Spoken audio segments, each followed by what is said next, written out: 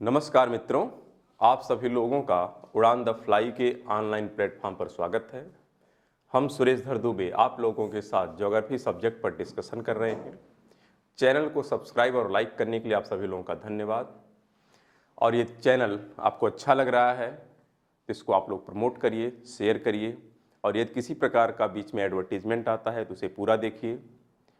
हम लोग इसके पहले वाले टॉपिक में यह डिस्कस कर रहे थे कि जो इंडियन मिनरल्स हैं इनका वितरण कैसे है, किस किस क्षेत्रों में पाया जाता है, और इसके तहत हम लोगों ने जो सबसे पहला और सबसे प्रमुख मिनरल्स है अयस्क, उसका हम लोगों ने अध्ययन किया और वह संबंधित किससे है? आयरन से। तो हम लोगों ने पिछले वाले पार्ट में आयरन ओर पर डिटेल में डिस्कशन किया है। आज जो हमारा टॉपिक होगा इसके अंतर्गत हम मैग्नीज का डिस्कशन करेंगे। किसका? मैग्नीज का, कि मैग्नीज के प्रमुख अयस्क कौन कौन से हैं, मैग्नीज की उपयोगिता क्या है, फिर मैग्नीज का वितरण कहाँ कहाँ पर होता है। इन बिंदुओं पर हम लोग ध्यान देंगे। तो आइए देखते हैं कि मैग्नीज का अयस्क कौन कौन सा है, क्योंकि बहुत से एग्जाम में इसके अयस्क डायरेक्टली पूछ लिए जाते हैं। जैसे दे दिया जाएगा 3-4 अयस्क और पूछ लिया जाएगा कि यह अयस्क किससे संबंधित है। जैसे उसी में मान लेते हैं क्यूपेराइट है, माचोराइट है, फिर यहाँ पे ब्रानाइट है। देखो प्रश्न ऐसे ही पूछा जाएगा। हमने क्या कहा? जैसे क्यूपराइट है, माचोराइट है, ब्रानाइट है। ऐसे मान लो 3 प्रश्न दे दिया और पूछ लिया इसमें से कौन सा अयस्क तांबे का अयस्क नहीं है। जबकि सब में देख रहे हैं जैसे माचोराइट, क्यूपराइट, तो यहाँ पर क्या है? ब्रानाइट। तो ब्रानाइट किसका अयस्क है? ध्यान रखिएगा, मैग्नीज का। जबकि क्यूपराइट, माचोराइट किसका है? तांबे का है। तो ये छोटे छोटे डिफरेंस हैं जो आपसे पूछे जाएंगे और हम लोग इसको इग्नोर कर देते हैं। तो इग्नोर नहीं करना है, यह भी देखते रहना है कि इसके प्रमुख अयस्क कौन से हैं। तो जो मैग्नीज है, मैग्नीज के प्रमुख अयस्क यहाँ पर देखिएगा, साइलोमिलेन है और ब्रानाइट है। 2 तो प्रमुख हैं। कौन कौन से हैं? साइलोमिलेन और ब्रानाइट है। और इनका जो परसेंटेज है, कंट्रीब्यूशन है, कितना है? 90%। कितना है? 90%। यानी टोटल मैग्नीज का जो प्रोडक्शन होता है उसका 90% इन्हीं 2 अयस्कों के माध्यम से प्राप्त किया जाता है। शेष जो है उसके लिए 3 और अयस्क हैं। उनके नाम है पाइरोलुसाइट तथा मैग्नेटाइट, रेडोक्रोसाइट। देखिए यहाँ पर भी और तांबे में ज़्यादातर अयस्क में आपको कन्फ्यूजन होगा, क्योंकि लास्ट में देखिए यहाँ पे लिखा है आइट, आइट, आइट, सब में आ रहा है। देखो लेसोसाइट है, मैग्नेटाइट है, रेडोक्रोसाइट है, ब्रानाइट है। तो इस प्रकार के जो शब्द आ रहे हैं लास्ट में कहीं न कहीं आपको कन्फ्यूजन करेगा जब तांबे के अयस्क आप देखेंगे तो। इसलिए तांबा और मैग्नीज इन दोनों के अयस्कों को थोड़ा ध्यानपूर्वक देखना है कि यह तांबे का है कि मैग्नीज का है। ऐसा कन्फ्यूजन आपके सामने आएगा। फिर भी याद रखिएगा कि यह इसके प्रमुख 5 अयस्क हैं और इन्हीं अयस्कों के माध्यम से हम लोग मैग्नीज की प्राप्ति करते हैं। जबकि 2 अयस्क प्रमुख हैं और उनके नाम क्या है? साइलोमिलेन तथा ब्रानाइट। फिर हम देख लेते हैं कि मैग्नीज जैसे लोहे का जो अयस्क था, इसका प्रमुख भंडार हम लोगों ने देखा था धारवाड़ क्रम की चट्टानों में था। कुछ अवसादी चट्टानों के तहत जैसे कुडप्पा क्रम की है उसमें भी था। उसी प्रकार जो मैग्नीज भी है यह भी धारवाड़ क्रम की चट्टानों में प्रमुख रूप से पाया जाता है। तो वही लिखा है, साथ में एक बिंदु और लिखा है कि यह ऑक्साइड के फॉर्म में पाया जाता है। जैसे आप लोगों ने मैग्नेटाइट, हेमेटाइट, फिर आप देख रहे थे वहाँ पे लेमोराइट, लेमोराइट ने सीडेराइट, ये सब किस फॉर्म में थे? ऑक्साइड के फॉर्म में थे। सिर्फ वहाँ पे लेमोराइट जो था वह आपका जलयोजित फॉर्म में था। आप देख रहे थे जो हमने इसके पहले भी टॉपिक देखा था आयरन ओर में। आयरन ओर में शुरू के 3 जिसमें हेमेटाइट था, मैग्नेटाइट था और लिमोराइट था।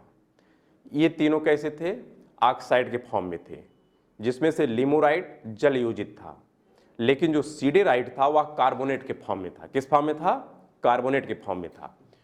उसी प्रकार जो मैग्नीज के अयस्क हैं, यह अयस्क किस फॉर्म में पाए जाते हैं? ऑक्साइड के ही फॉर्म में पाए जाते हैं। और किस चट्टान में पाए जाते हैं? धारवाड़ क्रम की चट्टान में इनका भंडार मिलता है। फिर है मैग्नीज का उत्पादन के दृष्टिकोण से विश्व में जो स्थान है भारत का, वो चौथा है, छठवां है। यह भी आपसे पूछा जा सकता है। वैसे इस प्रकार की जो रैंकिंग होती है वह रैंकिंग हम लोग अलग से करेंगे और उसमें कंप्लीट रैंकिंग देख लेंगे। ऐसा नहीं सिर्फ एक का, हम लोग वहाँ पर एक ही दो मतलब पार्ट में उसको कंप्लीट रैंकिंग देखेंगे कि भारत का आयरन के उत्पादन में रैंकिंग, आयरन के भंडार में में रैंकिंग, कोयले में, पेट्रोलियम में, इस प्रकार से खाद्यान्न में, सारी रैंकिंग को हम क्या करेंगे? एक साथ इंक्लूड करके देख लेंगे। अभी तो बस, और उसमें भी इंपॉर्टेंट कौन रहता है? जहाँ पर भारत की रैंकिंग पहली या दूसरी होती है, यहाँ पर चौथा, पांचवा या छठवां रैंकिंग हमारे लिए उतनी महत्वपूर्ण नहीं होती है। फिर भी जानते रहिएगा कि भारत का मैग्नीज उत्पादन में चौथा स्थान है, छठवां स्थान है, और टोटल विश्व के मैग्नीज उत्पादन में कितना कंट्रीब्यूशन करता है? 4.6%। अगला पॉइंट है अधिकतर उपयोग लोहा इस्पात उद्योग में किया जाता है। यानी मैग्नीज की जो उपयोगिता है यह कहां पर होता है? जो लौह इस्पात उद्योग होते हैं इसमें इसका प्रयोग किया जाता है। लेकिन यहां पर मुख्य बिंदु यह है कि जो स्टेनलेस स्टील होता है इसमें इसका प्रयोग नहीं किया जाता, जबकि स्टेनलेस स्टील भी एक इस्पात ही है, बस वह इस्पात की शुद्धतम क्वालिटी में आता है, यानी उसकी हाई क्वालिटी हो जाती है। लेकिन स्टेनलेस स्टील बनाने के लिए हम लोग मैग्नीज का प्रयोग नहीं करते हैं। लेकिन मैग्नीज का सर्वाधिक उपयोग कहां पर होता है? इस्पात इंडस्ट्री में ही होता है। तो यह डिफरेंस है कि इस्पात इंडस्ट्री में सबसे ज़्यादा उपयोग मैग्नीज का होते हुए भी इसका उपयोग हम लोग स्टेनलेस स्टील बनाने में नहीं करते हैं। यह डिफरेंस है, इस चीज़ को आप याद रखिएगा। प्रश्न इसी प्रकार से पूछे जाते हैं जब एनालिटिकल बेसिस पे प्रश्न रहते हैं। तो अगला दिया है कि अन्य विविध इसके उपयोग हैं। ये तो ठीक है, इस्पात उद्योग में इसका उपयोग किया ही जाता है। इसके अलावा और क्या क्या उपयोग है? तो यहाँ पर है जो शुष्क बैटरियाँ होती हैं, सेल जो होते हैं, उसमें इसका प्रयोग किया जाता है। ड्राई सेल, ध्यान रखिएगा, ड्राई सेल में प्रयोग किया जाता है। साथ में चमड़ा उद्योग में प्रयोग किया जाता है, माचिस उद्योग में प्रयोग किया जाता है, कांच को कलरफुल बनाने में इसका प्रयोग किया जाता है, जो कांच के बर्तन आते हैं, और पाटरी भी उद्योग है, इसमें भी इसका इस्तेमाल हम लोग करते हैं। पेंट इंडस्ट्री में इसका इस्तेमाल होता है।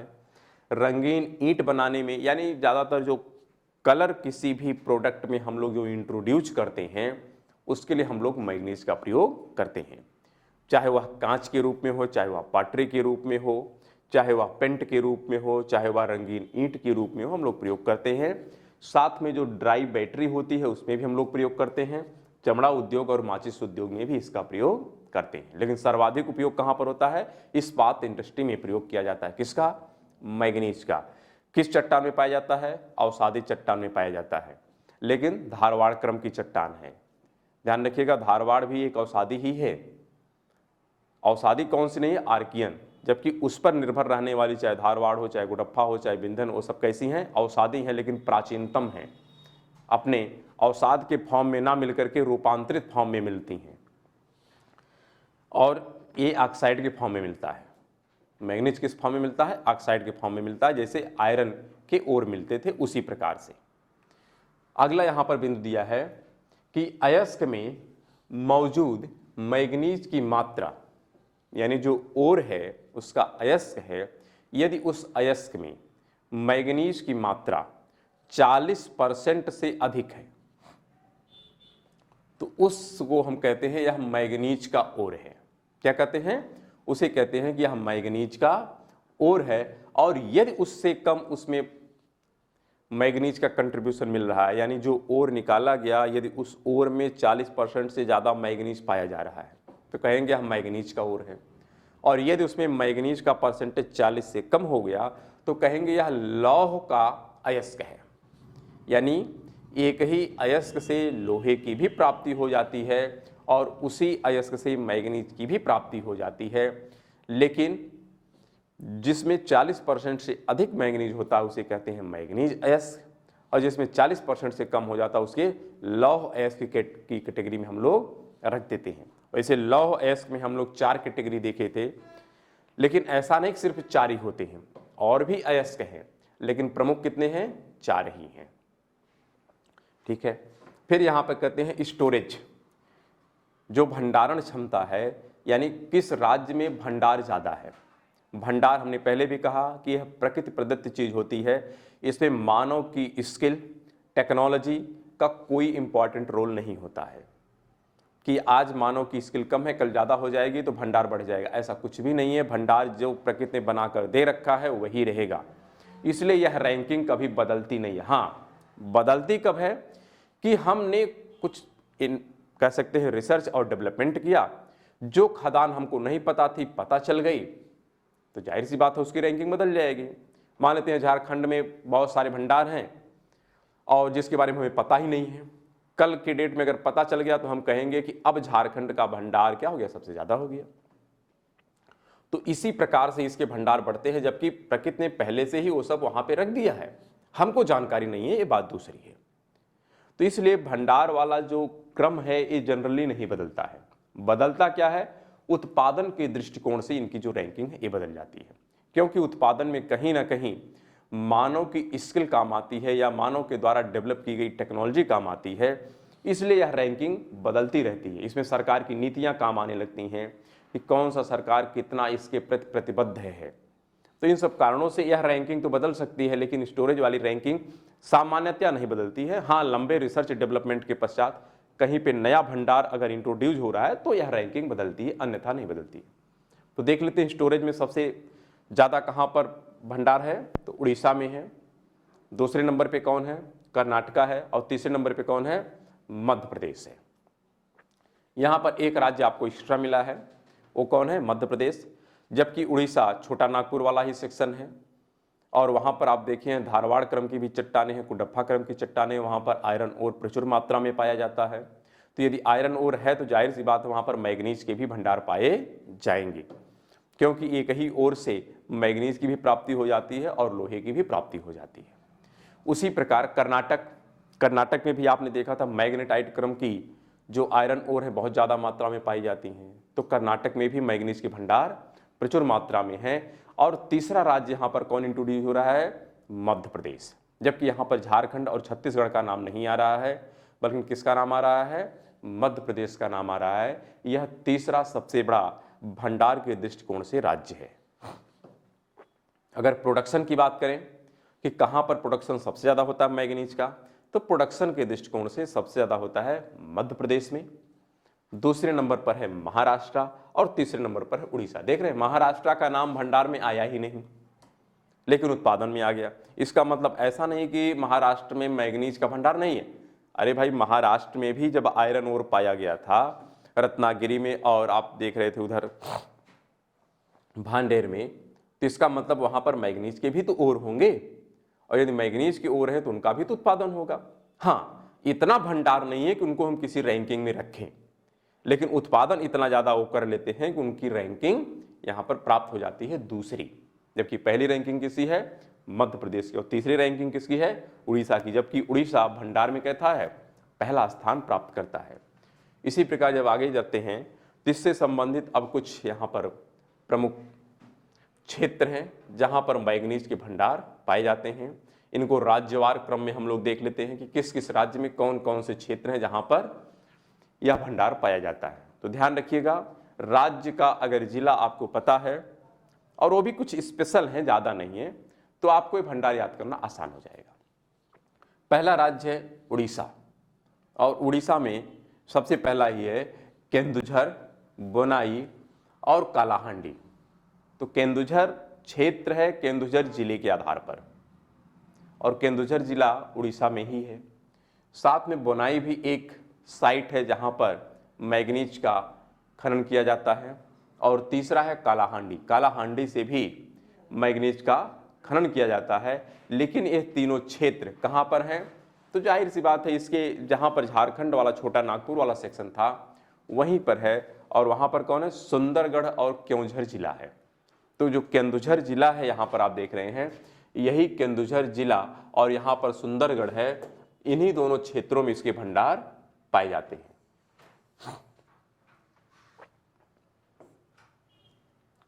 यहाँ पर आप देख सकते हैं केंदुझर है और कौन सा है, एक है सुंदरगढ़। इन्हीं में आपको तीनों एक खदानें मिलेंगी। कौन कौन सी हैं? एक तो केंदुझर के नाम पे केंदुझर ही है, एक बोनाई है और एक काला हांडी है। तो बार बार देखेंगे तो हमें नहीं कह रहे हैं कि आप 100% याद ही रखते हैं, कोई भी चीज़ किसी को हमेशा याद नहीं रहती है। हाँ, लेकिन इतना दिमाग में क्लिक जरूर कर जाता है कि यदि आपके सामने ऑप्शन आ जाए तो आप एक बार तो जरूर इस लेवल पर पहुंच जाते हैं कि नहीं, इसका आंसर यही होगा। हर चीज़ें हमेशा याद नहीं रहती हैं, समय आते ही वो चीज़ें याद आ जाती हैं। तो अच्छी बात है, भूलना कोई गलत बात नहीं है। भूलेंगे तो आप दूसरी बार, तीसरी बार, चौथी बार पढ़ेंगे और जितनी बार पढ़ेंगे आपको इसके साथ कुछ एडिशनल चीज़ें भी मिलती रहेंगी। तो ठीक है, आप याद करिए। अगला हमारा है मध्य प्रदेश। मध्य प्रदेश में कौन कौन से प्रमुख भंडार क्षेत्र हैं या कौन कौन सी प्रमुख खाने हैं? तो वहाँ पे है जमरपानी है, टिरोडी है, पनिया है। यह 3 साइट है, लेकिन ये तीनों साइट एक ही जिले में हैं। 3 साइटें हैं मध्य प्रदेश में, लेकिन तीनों साइटें एक ही जिले में हैं और वह जिला कौन सा है? बालाघाट। कौन है? बालाघाट। तो ध्यान रखिएगा, बालाघाट एकदम साउथ और ईस्ट में है। कहाँ पर है? साउथ और ईस्ट में है। यहीं पर ये तीनों क्षेत्र पाए जाते हैं। बालाघाट यहाँ पर देखिए एकदम लास्ट में है बालाघाट। यहीं पर आपको मिलेगा जमरपानी, टिरोडी और पनिया। 3 यहाँ पर प्रमुख साइटें हैं जो मैग्नीज के भंडार और उत्खनन के लिए जानी जाती है। आपने पहले ही देखा है, मैग्नीज के भंडार के दृष्टिकोण से मध्य प्रदेश की भी रैंकिंग थी। आप पिछले वाले अभी स्लाइड में देख रहे थे, तो यह उसी के बारे में कह रहा। अगर भाई वहाँ पर साइट है और उसकी रैंकिंग है तो यहाँ पर एक ही जिला है और वो कौन सा है प्रमुख? बालाघाट है। वैसे बालाघाट हम लोग आगे फिर देखेंगे भी जब तांबे की साइट आएगी तो, और उसी के लिए वह प्रमुख रूप से जाना भी जाता है। लेकिन फिर भी यहाँ पर मैग्नीज के भी अयस्क पाए जाते हैं।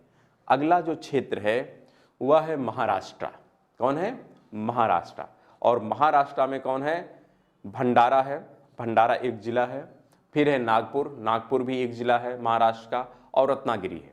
रत्नागिरी में आपने पहले भी देखा था कि वहाँ पर लौह अयस्क पाया जाता था। भंडारा में भी लौह अयस्क पाया जाता था। वहाँ पर नागपुर का नाम नहीं था, लेकिन यहाँ पर नागपुर को भी इंट्रोड्यूस कर दिया गया है, क्योंकि क्षेत्र वही है ना। ऐसा तो है नहीं कि सटा हुआ सब है। अब जैसे आप देख रहे हैं यहाँ पर भंडारा और साथ में नागपुर दोनों क्या हैं? एक ही क्षेत्र में उपस्थित हैं। तो यहाँ पर नागपुर और भंडारा में क्या है? मैग्नीज के क्षेत्र हैं, यहाँ पर खाने हैं। और जबकि आयरन कहाँ से था? केवल भंडारा में था। और रत्नागिरी यहाँ पे था। इस रत्नागिरी में भी आयरन के भी ओर पाए जाते थे, साथ में मैग्नीज के भी ओर पाए जाते हैं। तो कोई विशेष समस्या नहीं है। आप देखेंगे वही नाम 2-3 हर जगह रिपीट करता है। बस ये आपको याद करना है कि यह किस राज्य से संबंधित है और याद कर ले जाएंगे। ऐसा नहीं कि यार हम देखिएगा कम से कम 15 पार्ट या 10 पार्ट जो भी बनेगा, वहाँ तक पहुँचते पहुँचते आपको सारी साइटें लगभग याद हो जाएंगी। और फिर क्वेश्चन के माध्यम से जब हम लोग इसको एनालिसिस करेंगे तो आप बहुत आसानी से इन सभी प्रश्नों का आंसर भी दे सकते हैं कि कौन सी साइट किस राज्य से संबंधित है। अगला जो क्षेत्र है मैग्नीज के भंडार के लिए या खनन के लिए वो है कर्नाटका। कौन है? कर्नाटका। और कर्नाटका में भी कौन सा है? संदूर की पहाड़ी है। और ये कहाँ पर है? बेलारी जिला में है। कहाँ पर है? बेलारी जिला है। तो बेलारी जिला में ही पाई जाती है संदूर की पहाड़ी। और बेलारी जिला अब देखिएगा यहाँ पर है, नीचे आप देख लीजिएगा इस क्षेत्र में देखिए यहाँ पे है बेलारी, यहाँ पर है। तो यहाँ पर किसका भंडार पाया जाता है? मैग्नीज का। और जबकि साथ में कौन है? कल हम लोग देखे थे कि जो आयरन के भंडार थे वह आपके कहाँ से पाए गए थे? बाबा बूदन की पहाड़ी और कुद्रेमुख से। कहाँ से पाए गए थे? बाबा बूदन की पहाड़ी और कुद्रेमुख से, जो किस क्षेत्र में आता है? यहाँ पर चिकमंगलुरु में आता है। कहाँ पे आता है? चिकमंगलुरु और शिमोग यहाँ पर आता है।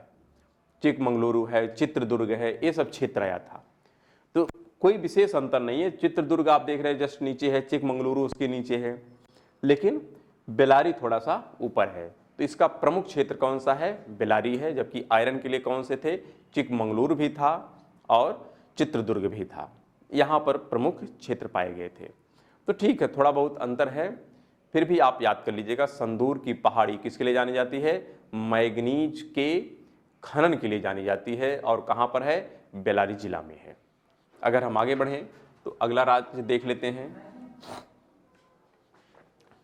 अगला राज्य है